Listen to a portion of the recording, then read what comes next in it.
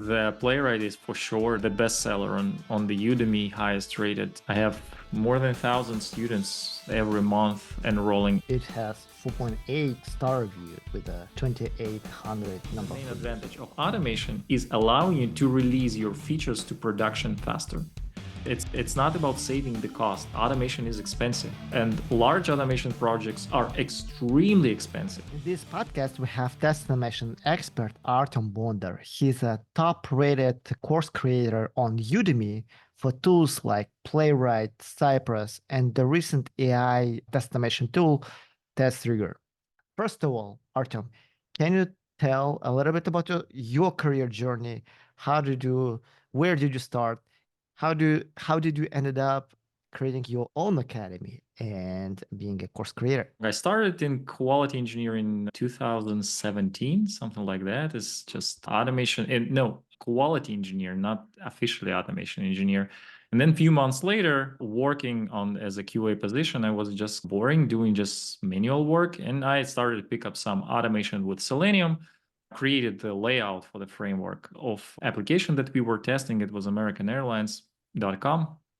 For that application, created the initial layout, showed to our team, and hey, let's automate some of our regression with this framework. The team was very excited. Oh, this stuff looks cool. And we all with the team started working on that framework. Eventually, in a couple of months, we automated the whole regression testing for us.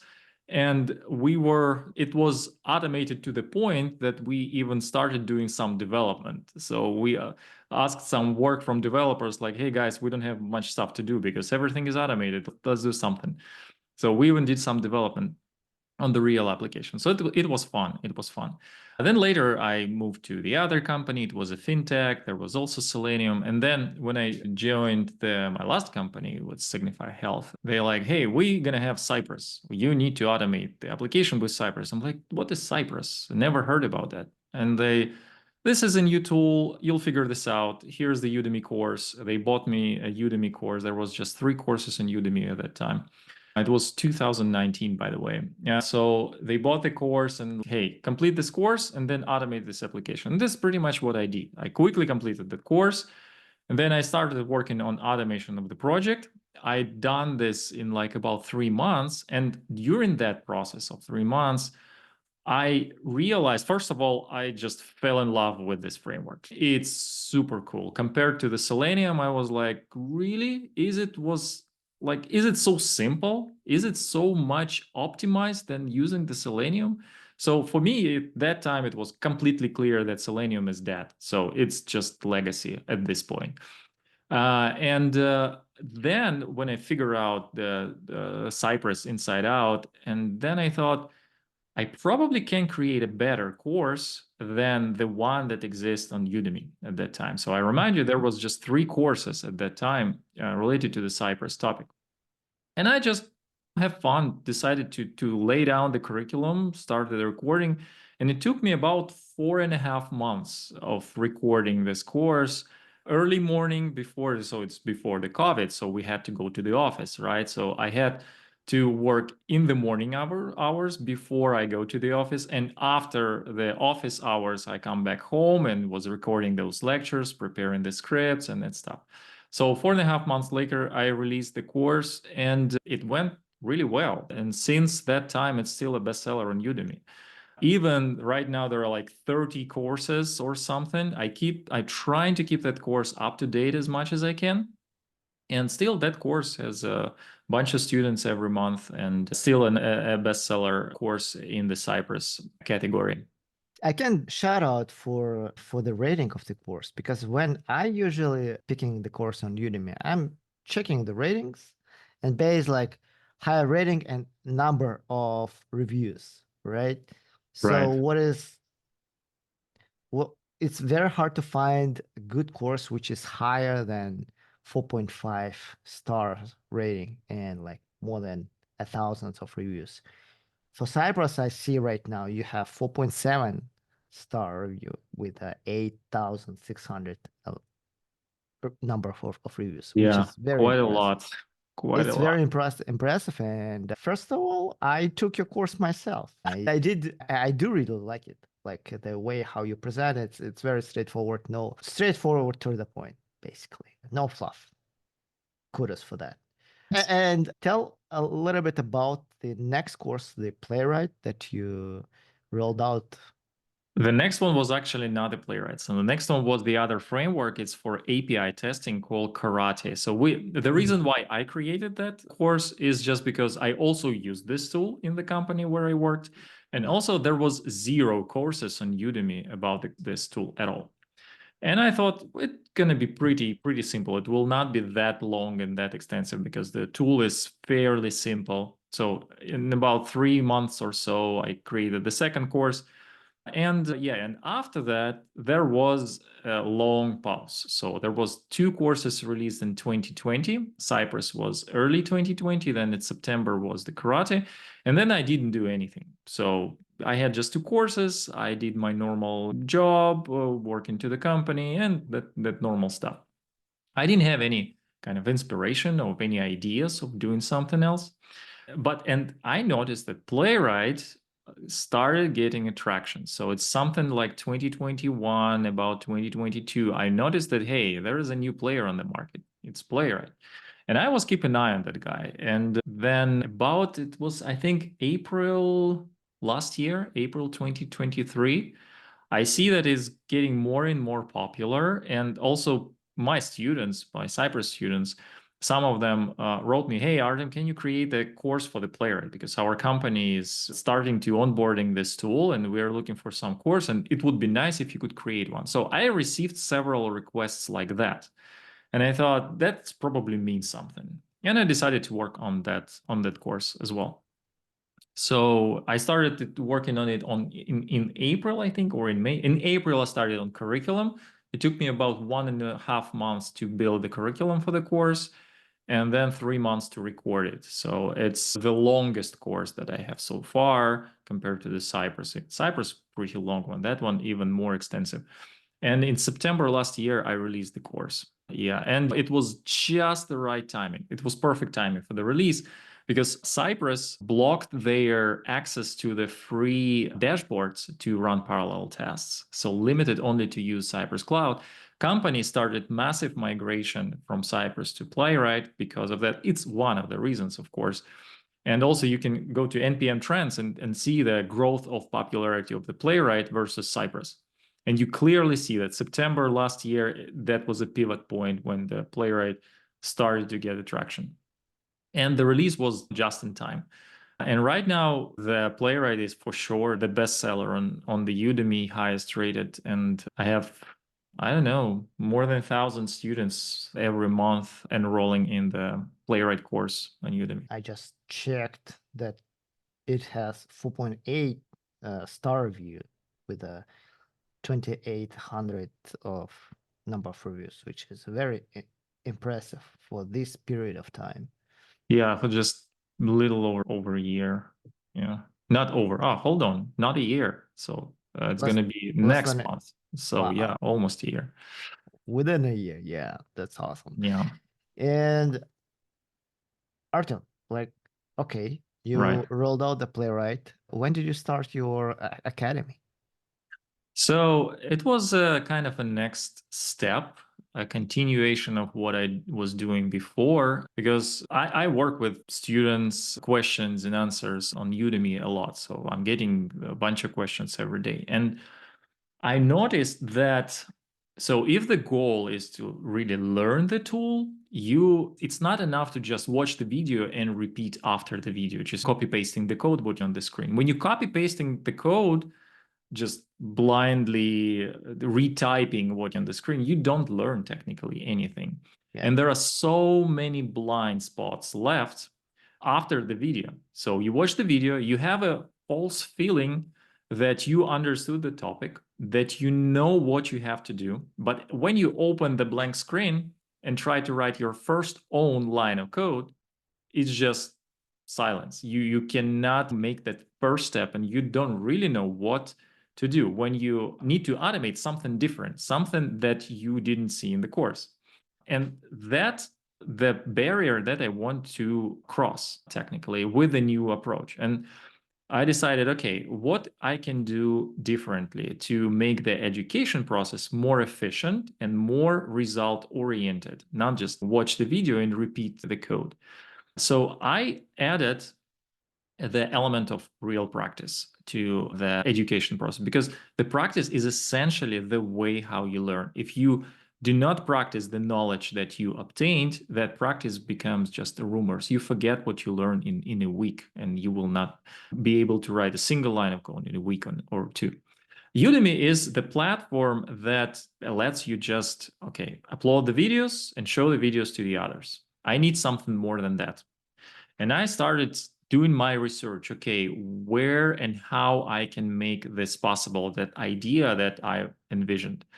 And the only way was to create my own platform. And this is what I did. And so the approach that I do on my platform at Bondar Academy is exactly focused on the practice. So that's the key. So you watch the video is the easiest part. The next harder part is to complete the quiz with questions and answers that you validate yourself. Did you pay enough attention during the video, and did you get everything what you had to learn during the video from theoretical part of this code, from the knowledge? And if you complete the quiz successfully, then you go to the practice assignment. And that's the core of the success. So for the practice assignment, you will have to automate on the Playwright. So currently there are two courses, and we talk about the second one. So the Playwright, you will have to automate the provided test case. This test case is for the completely separate test application. It's not the application that's shown in the class. It's a completely new application. You have to start from scratch, just from the blank screen. You have the test case, what you have to be automated. You have the application that have to be automated, and you just go.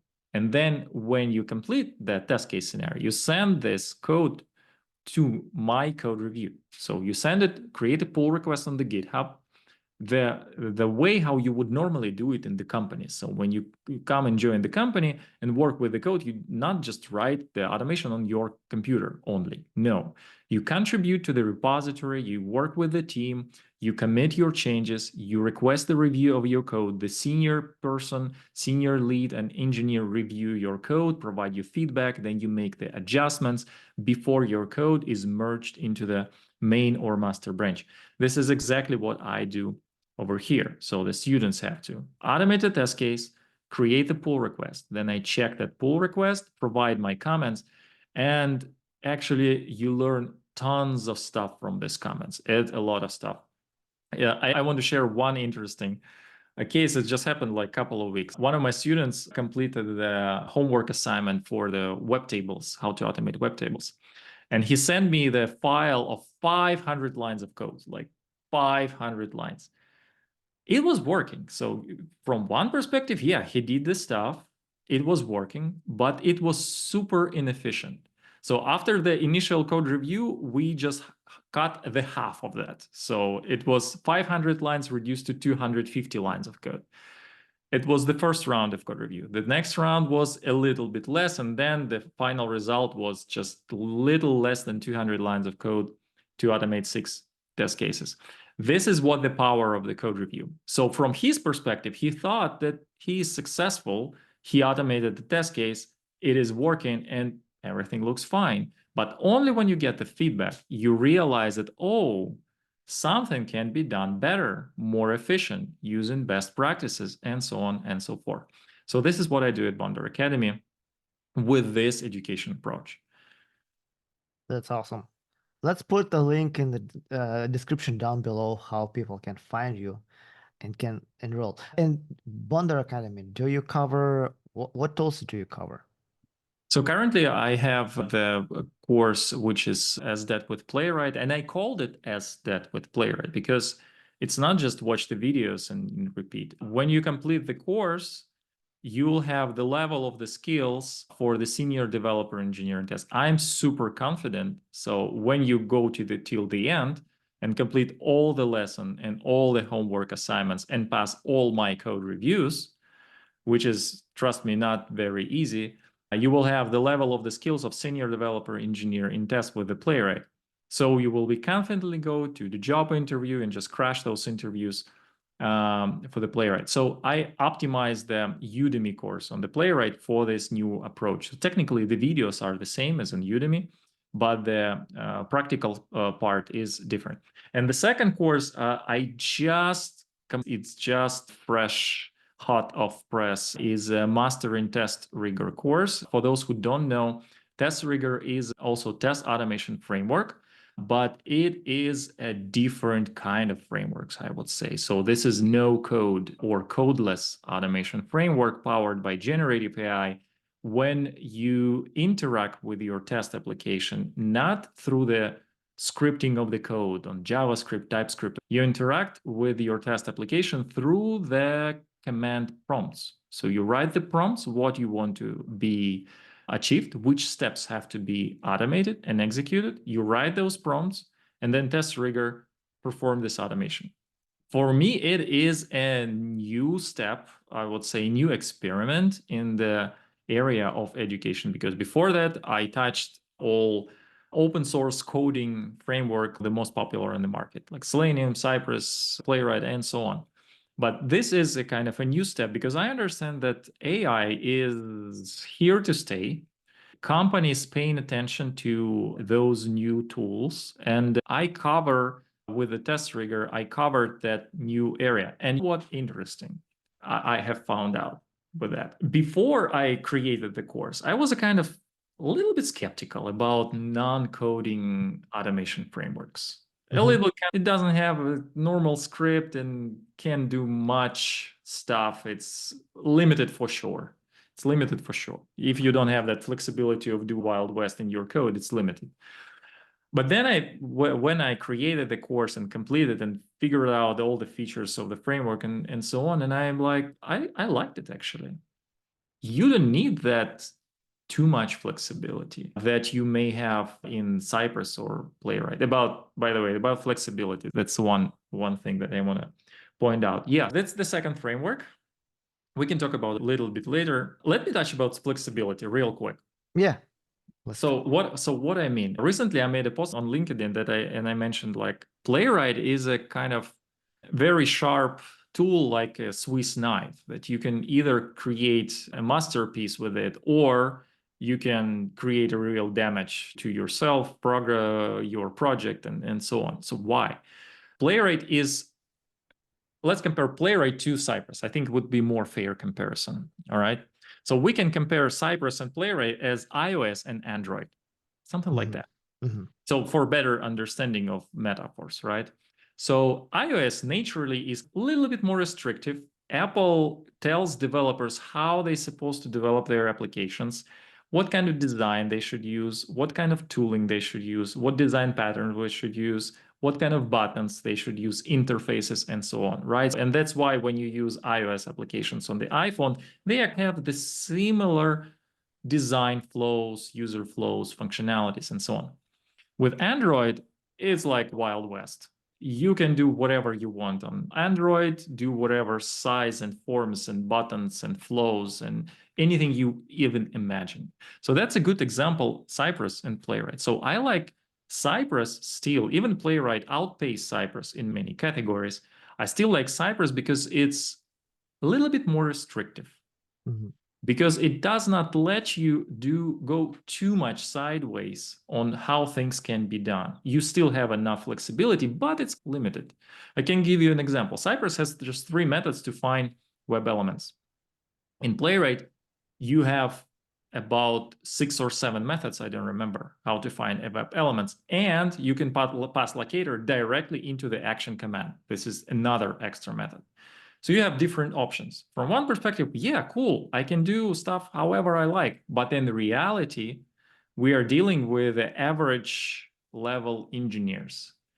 And average level engineers not always can safely use this flexibility, creating a mess in the framework. And if no one supervises the engineer with more senior skills and understanding of architecture and all those best practices, then building the test automation can easily become a mess down the road. That's why I like Cypress a little bit more for the cleaner scripting approach. Even still, it's using the cleaner approach.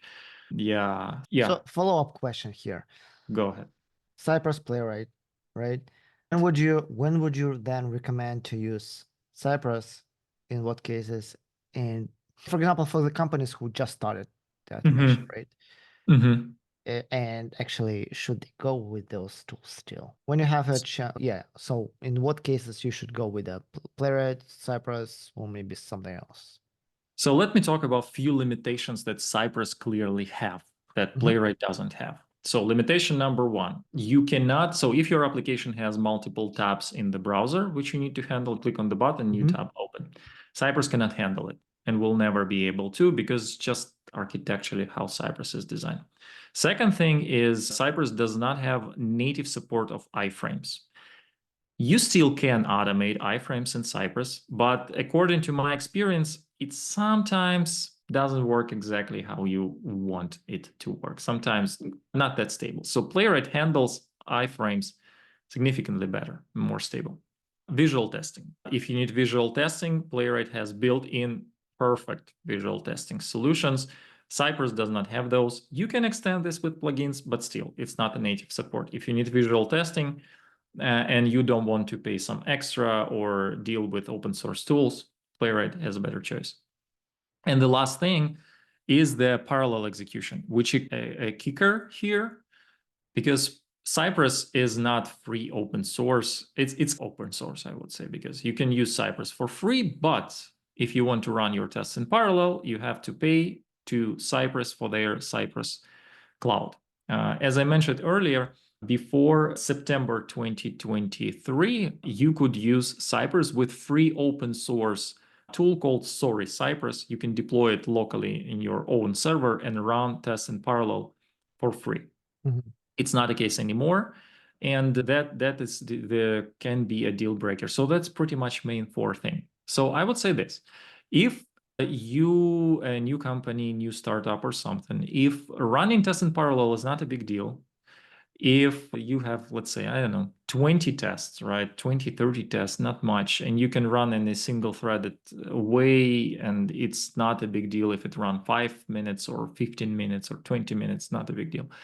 So you can use single thread in Cypress. You don't have iframes, you don't have new tabs, so you have a modern single page application, for example. Cypress is a good tool because it's easier and faster to script than in Playwright. You will make less mistakes. It will be just cleaner code and faster approach. I like it. I like it, seriously.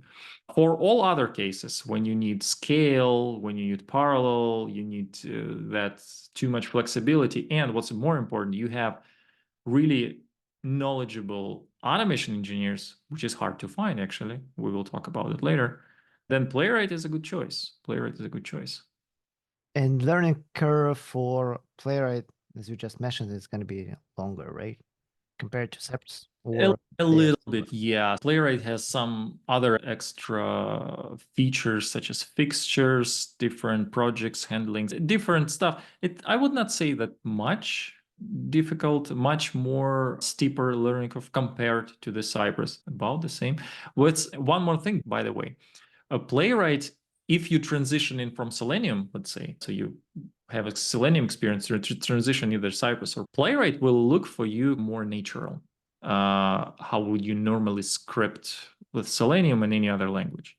Cypress has just a couple of specifics related to how the framework designed. It has asynchronous nature built into that framework. And those couple of things, such as yielding the subject of the command and how to deal with variables, those two things need to just understand how it works in Cypress. And once you get it, you will not be confused. But initially, when you start using Cypress, you try to, for example, assign locator to the constant. It doesn't work like that in Cypress. You try to return some variable from the method assigned to the field, for example, and reuse it somewhere else.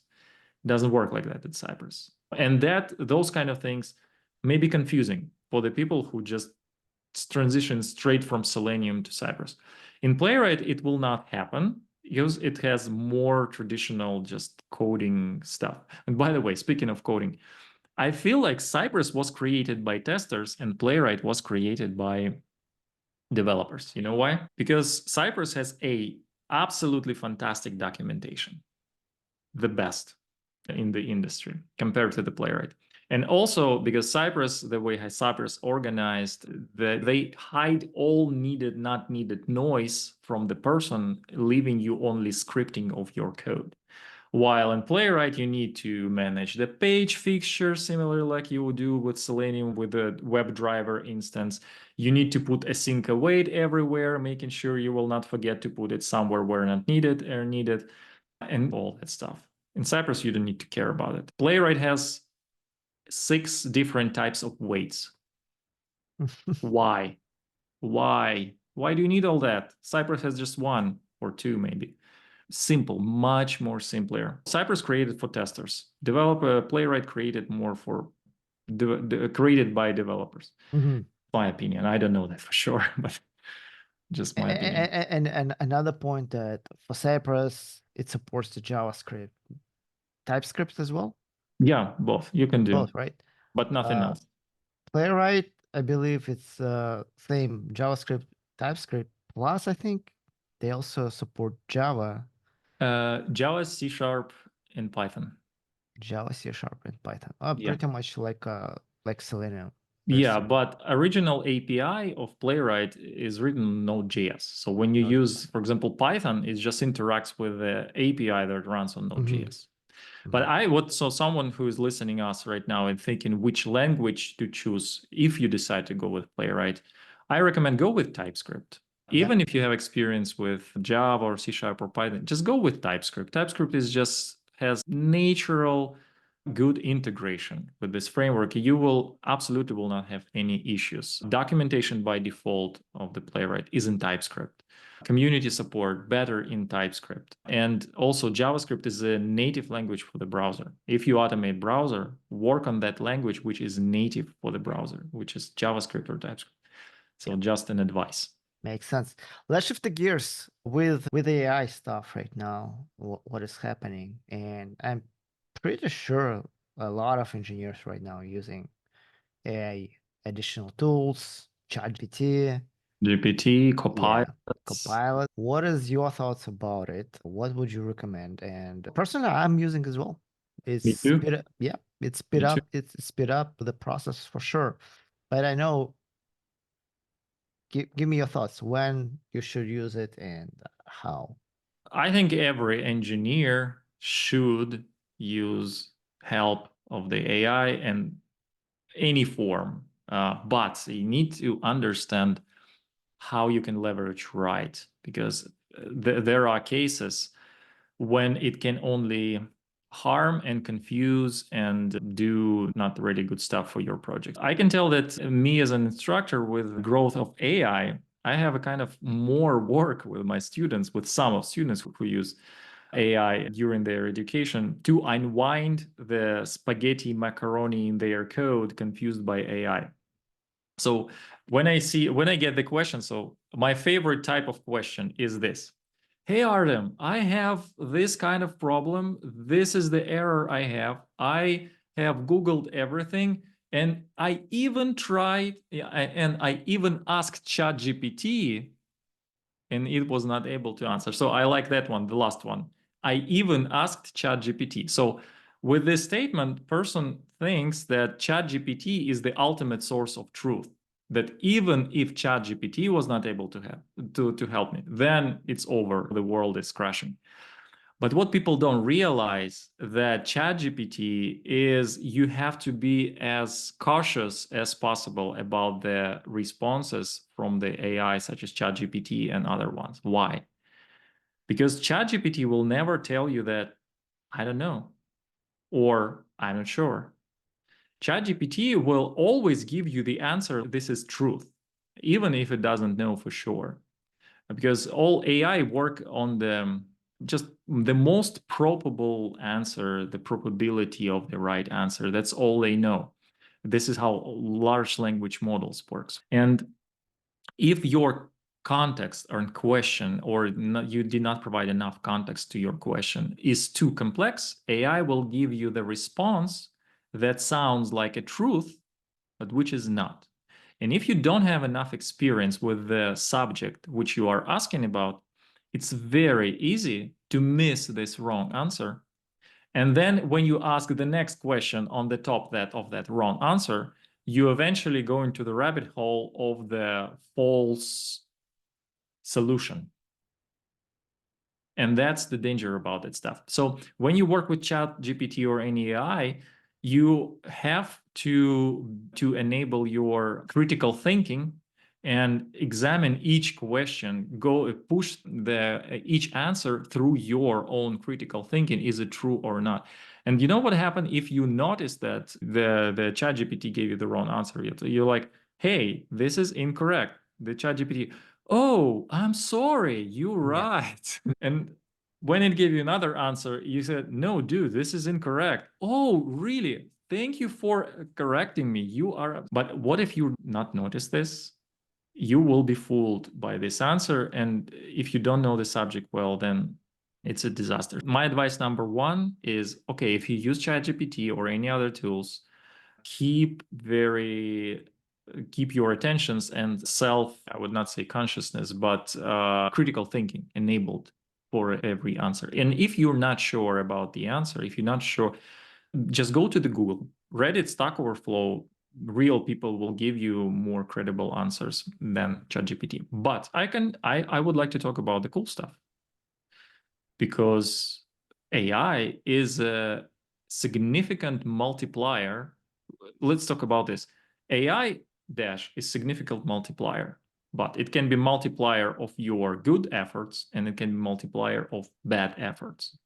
If you know your stuff, if, for example, framework that you're working with, AI can really boost your productivity, like by a lot. You can write your tests faster, you can debug your tests faster, you can deliver faster result.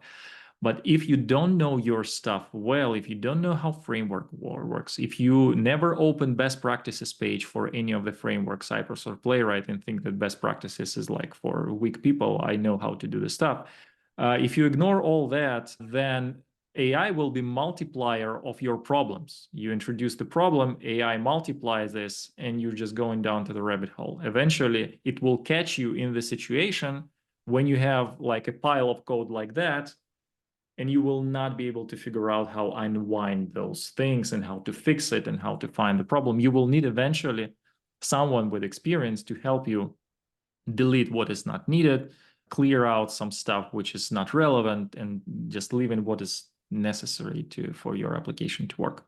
So absolutely use AI. Absolutely use it. Learn how to use it. Try different AIs. For example, I use ChatGPT and Claude AI. I use two of them right now. I like both of them.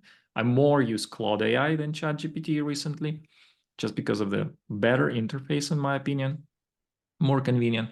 But just enable your critical thinking all the time and think what information it provides you as output. I can tell my personal experience when I started using Playwright back then. Actually, Mhm. I started using Playwright once they rolled out the GPT-3, like Mhm. the first one. And that was like, but yeah, I had to use with documentation. So I would say documentation would be number one. I would go first. And then I would compare with not prompt, the answers that you ask to ChatGPT. And you just said a lot of times, if you especially prompting very vague or very, oh, this doesn't work, and you paste something, most likely it will give you generic answer, and Right. sometimes it's alternative, or it's not even like you just said, it's not what really the reason. And I think you especially for new people who learning automation, they should not rely on AI. They should rely first on documentation. I think this is number one skill Yeah, I for guess. any engineers. They need to know how to read the documentation. That's a painful process. Yeah, documentation is your friend, is your number one thing. So if you have any questions, first instance where you go is to documentation, the first thing. Yeah, yeah, Every documentation right now, Cypress, Playwright, any framework, they have a nice search bar over yeah. there. You don't need manually. You just type in the search, the keyword that you are looking for. You quickly find the reference points in documentation, then deeper dive into that and you will understand the basics. So what is important in when you learn a new tool, don't rely on ChatGPT to learn new stuff. Don't do this, because you can't be fooled by the concepts that you can be presented, especially if you did not provide enough quality context to the AI, so it will give you the good resourceful output. Learn your stuff first very well, inside out, understand the basics knowledge, the basics best practices, how the things actually work. And then when you got it, leverage API, leverage AI to boost your productivity. Then this combination is pretty good. Yeah, definitely. I agree 100%. And also, I like to use prompting or AI tools for getting the outlines or getting the high level stuff, right? Instead of copy pasting or instead of writing obvious stuff myself. Obvious stuff, I would say that would be the best things to rely on with ChatGPT. But Right. yeah, if you want to get some specifics, you better learn yourself with the documentation. Yeah, I pretty not often, but I can unmistakably catch the moment when my students use ChatGPT or not. So when they send me some code review and I see, okay, this is the person wrote, and then I see some fluff. And I'm like, be honest, did you write Yeah, it or yeah, ChatGPT? ChatGPT. All right, so I'm fine with that unless you understand what is going on in line number 53. If you understand with this solution, I'm fine. Use ChatGPT and use this solution. I'm all right with that. But you need to understand what is it doing. Okay, let's switch the gears. Definitely using AI with to learn tools, to learn new technologies. It simplifies a lot. Yeah, Uh, AI here to stay. yeah, AI yeah, here to stay. yeah, So it's for us, for engineers, is to learn how to use it efficiently for our productivity. That's it. So yeah. everybody have to use AI. Yeah, definitely. But what do you say with the new tools, low code, no code? Is it Mhm. alternative? Is it better alternative, or what do you think compared to, let's say, engineer learning Playwright or Mhm. Cypress using ChatGPT Mhm. or using the new low code, no code tools? Mhm. I think this question would be for managers probably, for Yeah. right, not for engineers. Engineers Not they take it to what requires. Yeah. But It's more for the managers. And it's, by the way, you brought a good topic from whose point of view look at the situation, yeah, right? yeah, I would like to start with this. When I was thinking about our call today, I was thinking how companies or why companies decide to go with automation in the first place. So let's talk about it. When I started my career as automation engineer, the main narrative was this, that we need automation to automate our regression so we save time on manual work so we can use less engineers to automate the same stuff, so we save cost on the headcount of quality engineers. So in other words, we had 5 engineers, 7 engineers, manual QAs. Now we can have 2 automation engineers, 2 manual, 4 people total, half of the work automated, we need less people. This was the main legend, I would call it.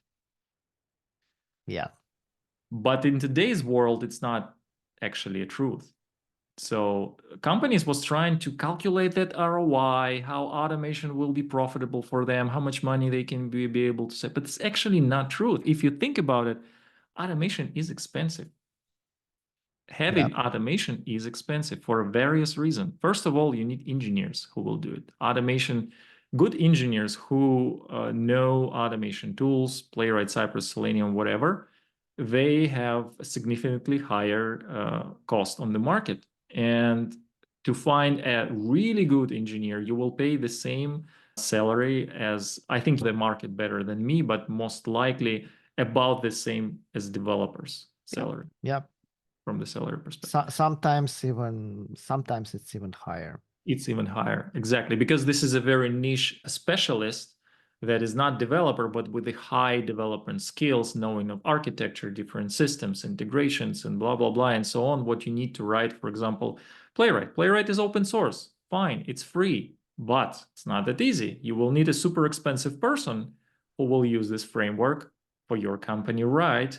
You will also need eventually manage the infrastructure while you run your tests in parallel. It's also cost money because you can't run your tests just on your computer running in parallel. And so what I'm talking about? I'm talking about that companies are willing to pay a higher ticket for what? For a higher price for what? For faster release, for lower lead time. So what automation, the main advantage of automation is allowing you to release your features to production faster, to deliver new functionality to your customers faster. That's the main purpose of automation. And it's not about saving the cost. Automation is expensive, and large automation projects are extremely expensive. But that expense may make sense for the company if they want to release every day to production like that. Because 10 years ago, we were in waterfall. Right now, we are in super rapid agile development when we can make few releases per day. It's easy for the big companies and the projects. So cost, right? So we talk about the cost. We know managers should know automation is expensive, A. So managers should know that they should expect to spend more money on the testing if they want to release faster. So they need to allocate budget for experienced automation engineer, find those, and somehow control the quality of those frameworks. So eventually, in 2 years, that engineer go to other company, the new one comes and say, it all doesn't work, we start from scratch. And 2 years of work that was invested in the previous framework, someone started, oh, guys, you used Selenium. The problem of your automation is Selenium. Now we rebuild everything in the Playwright, and we're going to be happy. And you know that cycle repeats in company again and again. 2 years later, that engineer goes to other company, the new one comes. No, Playwright is not for you. We need Cypress. We will rebuild everything in Cypress. And this repeats the whole thing again and again. So what I'm talking about? I'm talking about the manager who need to spend money on expensive engineers and how this makes scalable and work. And then you start to look in no-code tools. Why? Because the training curve for the engineer to use a low-code, no-code tools is significantly easier. So you can pick up your engineering team, quality engineers, who know their application. So knowing the context of the application is extremely important in the quality engineering, in my opinion. So when you invite just automation engineer who does not want to test and want to code all day long and doesn't know the context of the application that much, all it wants is just, hey, give me the test cases that I automate. Yes, it works like that in many companies, but in my opinion, it's significantly better approach if the engineer who responsible in charge of testing the particular application would also automate his regression efforts to speed up his work. And then you take a no-code, low-code tool, any on the market, you onboard this tool, you pay some fee, of course, you pay some price. Automation is expensive. It's not that it can be cheap with any approach, open source or not open source. So you pay the certain price, you train your team, and it's significantly easier learning curve for the manual engineers with a no-code tool because you don't need to know how to write the script. And you have automation. You actually brought up really good points. So bottom line, I think it's misconceptions and misunderstanding of many actually managers, right? And approach Right. for automation. Because think it this way, automation is actually a development, and you should be treated as a development, not a, oh, you do ticket validation, and on the side, if you have free time, automate. Absolutely. Yeah. If we're talking about the scripting tools like Cypress or Playwright, it's absolutely development work and requires skills and time allocation. Requires skills, time allocation, and also the same way. You have to have a design, right? You have to think through, because as you just said, if you just give to a developer automate test, he just needs the requirements, then very solid requirements. He won't be most of the time. They won't be going and do the meaningful from business perspective test cases, or not test cases, the Scenarios. scenarios that he actually will be doing the test cases, which are could be meaningless and not meaningful. And again, this is so in this case, then testers become business analysts in this case, right? They are then a client for developer who will be writing the automation for those. Right. And that means it will triple, if not quadruple, your cost of writing the really solid, robust automation. Yes, and on the top of that, I want to add interesting thing like metrics of success of automation framework. Some companies say, "Hey, we have 96% pass rate, and it means that we can release." Why? Why not 100? How do you know that single test out of 3 or 400 is not that important that actually have to be caught and so on? And another thing is, if you run the test, your pipeline fail with automated test, and developers like that pipeline failed again, with the meaning that something wrong with the test again. Application is fine. Your automation is just piece of smelly kind of stuff. That the problem. So if development team do not trust your automation framework, you have zero automation in your company. Yeah. Many do not realize that. But if development team ignores the result of automation test suite, you have zero automation. It's better to have 10 test cases that development team will rely on, which are reliable and fails only when the actually application fails, than having 100 test cases with 96% pass rate. Yeah. The value. So Yeah. compare the value, right? So in other words, that we can conclude all these things that we were just talking about, the requirements for automation, the building the automation by engineers, but having really good requirements, having really good, it's actually a software. It's software. It's software. It's nothing else, right? Then go, if you don't have this capacity to maintain, if you don't, and maintenance as well, right? If Oh, you don't maintenance is exactly, if you don't want to have a new principal engineer or a new architect would come and rebuild a new tool for you, and losing the previous 2 years of just go then with already existing tools. And I think low code, no code tools are actually absolutely good solution. alternative. Yeah, I seriously think that no code, low code tool is a good alternative for those kind of situations. So if the company cannot afford paying for the highly skilled automation engineers, maybe dedicated team of engineers using open source framework, it makes more sense to onboard low code, no code tool, train the team to the best practices of that particular tool, how to use that tool right, because every tool is different and you need to use the best practices of that particular tool.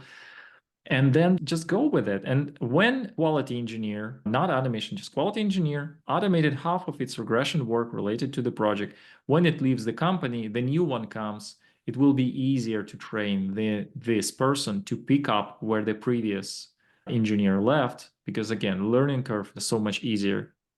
And for the company, it will not be that expensive to pay for this kind of engineer. It's twice cheaper than hiring senior automation engineer with a Playwright versus hiring manual quality analyst. Yeah.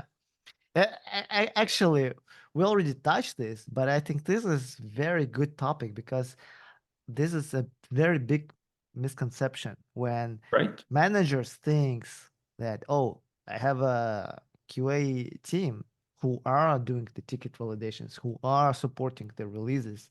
by testing it. They will just automate on the free time. Exactly. This is the biggest misleading, and it's usually comes to nothing. And as a result, automation always falls behind Yeah, yeah. in that situation. So two approaches. You either take it seriously and treat it as a development with all procedures, with all requirements, and good expectations, right? Not good, but with the right expectations. Right.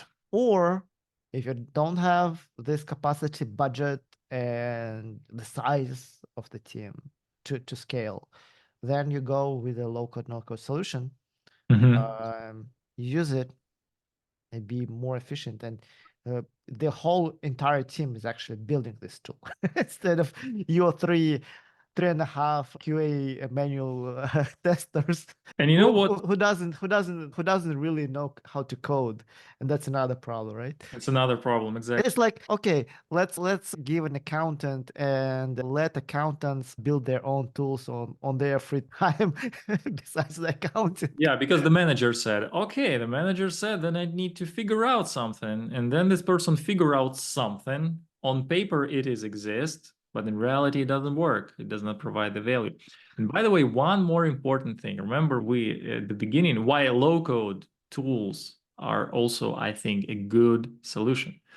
We talked about earlier about simplicity. Why I like Cypress?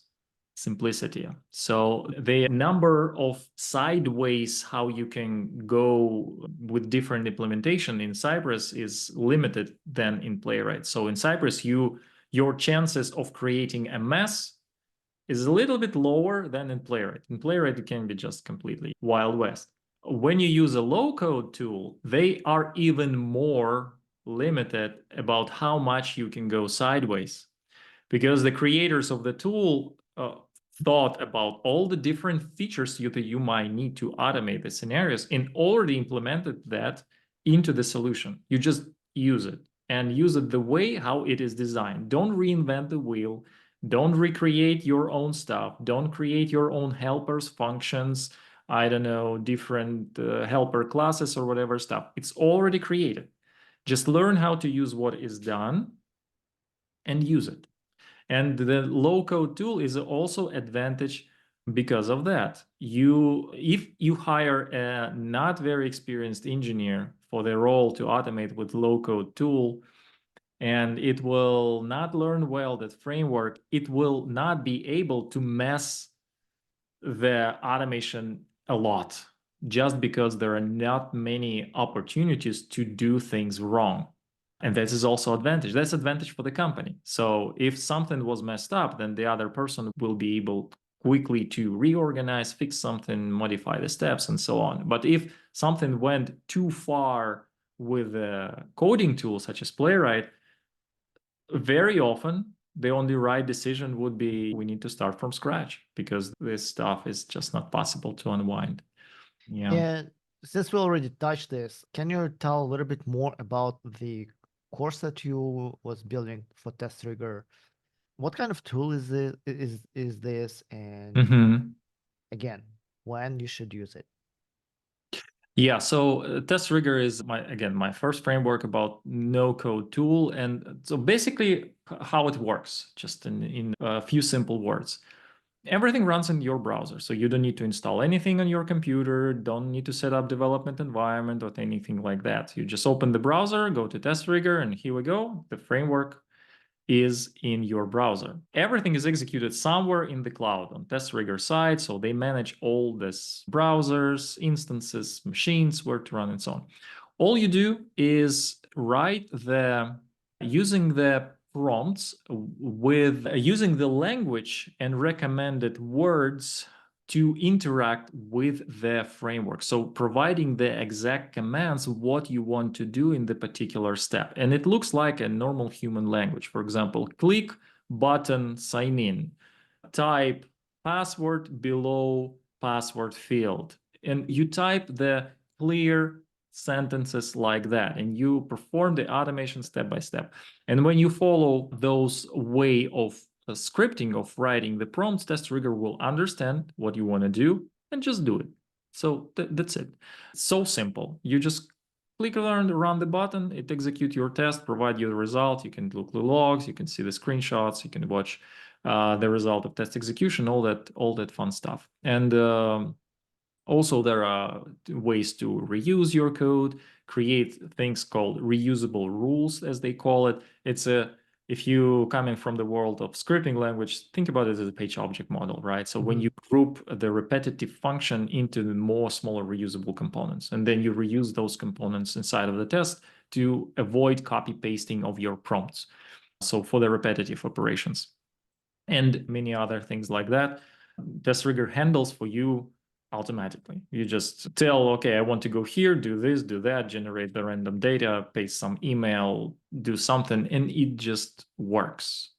So that's it. So simple. Yeah. So, again, I think we touch here two different perspectives, right? One is from decision maker, like Mm-hmm. engineering managers, QA Mm-hmm. managers, and another one from the engineers perspective, or QA Mm-hmm. engineers, right? So if you are engineer manager with a small size of the team, at this moment, I think it's better to go with a low code, no code solution. Just trust to development team of those tool makers, the robust team, right? Instead of giving your QE additional work to become developers, and probably not the highest quality developers, right? On the other hand, for engineers, yes, you will start with whatever requirements it is, but from the career perspective, probably a high paid skill would be learn Playwright, learn Cypress, or basically the coding, data, Mm-hmm. right? Mm-hmm. Yeah, I agree with you from the student perspective. So when you think about which skills to obtain, if your goal is to have a higher salary, then you need to embrace the tool which is more complex. And those tools are coding, scripting tools. But I can tell you that not the case for all quality engineers. I worked with a lot of people over my career who don't want to do automation, who are completely fine where they are, and they enjoy doing quality analysts, quality assurance without touching the code, even if they can. I work with some people in my previous company who can write the script. They can write Cypress code. They can do automate API testing. They have those skills. They just don't like it, don't want it for whatever internal reason. We all different. Someone like to write the code all day long, someone not. Someone likes looking the bugs all day long during exploratory testing, those kind of things. So this is very individual stuff. If your goal is just to have more money, yeah, go and learn how to write the code. But if you do it only because of the money, but not because you like it, you most likely gonna fail, because eventually you will have internal dissonance and maybe depression even, or something like that. So if you have to do something that you don't like to do, you'll not survive too long in this area.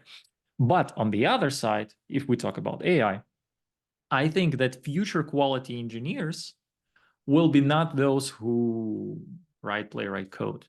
Yeah, Future I agree. quality engineers would be those who understand the context well, who know where to test, how to test, and how to interact with AI-based systems to automate the regression. This is what I think what's going to happen in 5, maybe 10 years. I think all frameworks eventually, so look at the progression of the evolution of the automation frameworks. So we started with Selenium. Selenium was just library. bare library to interact with the browser. You need to create a bunch of setup. You need to connect a language. You need to find some test framework like JUnit or TestNG or something. Then you need to handle the WebDriver, download this WebDriver time to time because it's out of sync with the version of your browser, and a lot of moving parts that you need to connect together to finally trigger your automation. Selenium grid, remember that? All connect all that stuff. Yeah. Then 2019, Cypress, finally, all in one package. npm install Cypress, boom, you have framework. You don't need anything else. Just single tool out of the box, write the code. Then Playwright, 2020. And the next evolution with the rise of AI over the past year will be the tools where you don't write the code anymore, you write the prompts. And the tool will understand what you want and will just automate it for you. I will not be surprised if Microsoft will move to that direction in the nearest future. So they figure out Playwright, right? Microsoft has a share in OpenAI. Microsoft rolled out Copilot. Why they cannot connect those things together? They probably Yeah. can. Yeah, definitely. They And probably can. In my opinion, the automation, the test engineer of future who will make more money than coder is those who understand the context and who can embrace the AI. This is what I think. Who will yep. be confident working with AI, knowing how to provide the right context to the AI, knowing how to write the right prompts to AI, delivering the automation output. That's it. Yeah, I think this is a very good conclusion, and I agree with you exactly. And Yeah, bottom line, the main goal is to make sure that the product that we're releasing has is a quality, has right. So the certain ultimate quality. goal for the business is the Yeah, product that can be released as yeah, fast as possible. It doesn't matter how it was automated. Playwright, Cypress, Selenium, yeah, it doesn't freaking matter. yeah, All matters just the quality and how fast it can be done.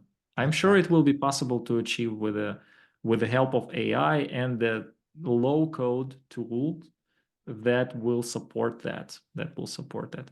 And by the way, speaking of AI in test rigor, just very quick, right? AI also has test rigor has AI features, generative AI features. One of those, which I find pretty useful, is when you can import your test cases from any test case management system, run this through the AI thing, and it will create for you, based on the written test cases, it will create you automated test cases. So it will translate the test case written on the human language into the test rigor prompts, more understandable to test rigor of the steps that you have to execute. And this speeds up. So first of all, don't expect that it will be ideal from the first attempt. So don't expect that you import 100 test cases, then run the button and it magically works. No, it's not going to happen like that. But AI will make for you a heavy lift of initial import, initial setup of your test cases. And then you go through the test cases one by one, is just making a revision if the all prompts that were generated by AI works properly. You may need to spend some time on fixing each test individually, making sure that all steps are executed, then refactor all that into the reusable rules and so on. But even now, AI can help to optimize that initial setup of your test suites, which is pretty cool in my opinion. Yeah, yeah, definitely. All right, Artem. I think let's wrap it up. Bottom Yeah, line, yeah, bottom line for managers and decision makers to implement automation, take it seriously. Don't think that any tester, any QA, even if you hire a automation engineer, he will be handling you the full-blown tool that needs to have actually a really good development team. Uh, right. yeah, and same thing for QA engineers. If you start with the testing, start with low code, code solution, learn gradually. And if you want to skill up your career, then you have to go for these tools like Playwright and Cypress. Join to Bondar Academy and join also to our, and actually for new people, Artem, I think let's 5 minutes touch this thing. For new people who just started their career, graduates from boot camps, graduates from universities, where should they go? Where should they start? How they can, and this dilemma that without any experience is pretty much almost impossible to get a job because every company is require experience, right? Yeah, finding the first job is not easy. Absolutely. Yeah, yeah. Absolutely. So learn skills, join to our program in Credit Hire. We help people without any previous experience, but with skills to go through our 6-week program. To prove their skills, you will be trained and evaluated by engineering managers from FANG companies like Facebook, Amazon, Apple, and we do placement. We do placements with our partner companies. Yeah, for learning skills, go to Bondar Academy. But if you want to get a job, join our program and follow us. Thank you very much, Artem. Thank you. Thank you, Evgeny, for setting this up. It was a really good talk this Saturday. Today is Saturday. Saturday. Yeah, thanks again for setting this up and have a great rest of your day. Thank you. Thank you. Bye bye.